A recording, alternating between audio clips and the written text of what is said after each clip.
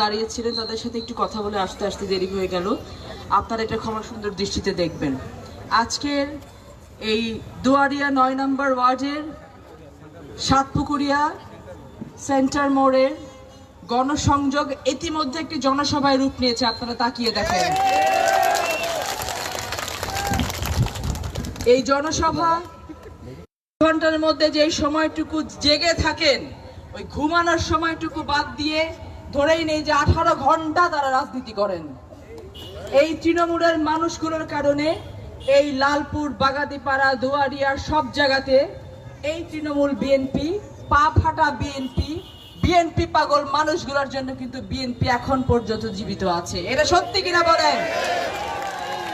আজকে আপনারা যদি বিএনপি কে ধরে না রাখতেন, আপনারা যদি আপনাদের বিএনপির যে বিএনপি যুবদল, ছাত্রদল, স্বেচ্ছাসেবক দল, মহিলা দল থেকে শুরু করে সকল সহযোগী সংগঠনের যে নেতৃবৃন্দ আছেন, গ্রাম পর্যায়ে, মাঠ পর্যায়ে যারা বিএনপিকে বুকে ধারণ করেন, বিএনপিকে লালন করেন, এই মানুষগুলোর জন্য আজ পর্যন্ত বিএনপি জেগে আছে।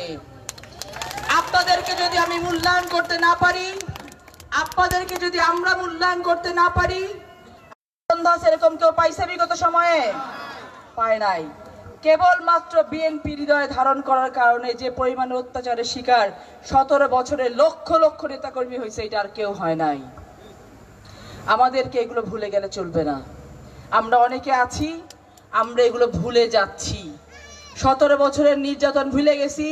17 বছরে গায়েবী মামলায় রাস্তাঘাটে ওই ধান খেতে, পাট খেতে, তাহলে আমরা দেশের সাথে প্রতারণা করব। আমাদেরকে মনে রাখতে হবে এবং সেই বাংলাদেশ গড়তে হবে যে এই বাংলাদেশে আর এই ধরনের নৈরাজ্য ঘটতে দেয়া যাবে না। আমরা রাজি আছি কিনা সবাই? বিএনপি একটি দল, যেই দল জনগণের জন্য রাজনীতি করে, দেশের সাধারণ মানুষের জন্য রাজনীতি করে। এই যে মা বোনরা এখানে বসে আছেন, বিএনপি চায় বিএনপি ক্ষমতায় গেলে এই মা বোনদের জন্য একটি করে ফ্যামিলি কার্ড ইস্যু করবেন, যেই ফ্যামিলি কার্ড ইস্যু হবে মা বোনদের নামে নামে, কাকিমাদের নামে। হিন্দু, বৌদ্ধ, খ্রিস্টান, মুসলমান কোনো ভেদাভেদ সেখানে থাকবে না। একটি বেকার ভাতা পাওয়ার জন্য একমাত্র এবং কেবলমাত্র বিএনপি অঙ্গীকারবদ্ধ হয়েছে। 31 দফার নাম শুনছি না আমরা? এই 31 দফাতে এই সমস্ত আরো অনেক অসংখ্য সুযোগ সুবিধা, অধিকারের কথা বলা হয়েছে, যার মধ্যে এইগুলো সন্নিহিত। কোন প্রতীকের জন্য ভোট চাইবেন মা? জোরে বলি, কোন প্রতীক?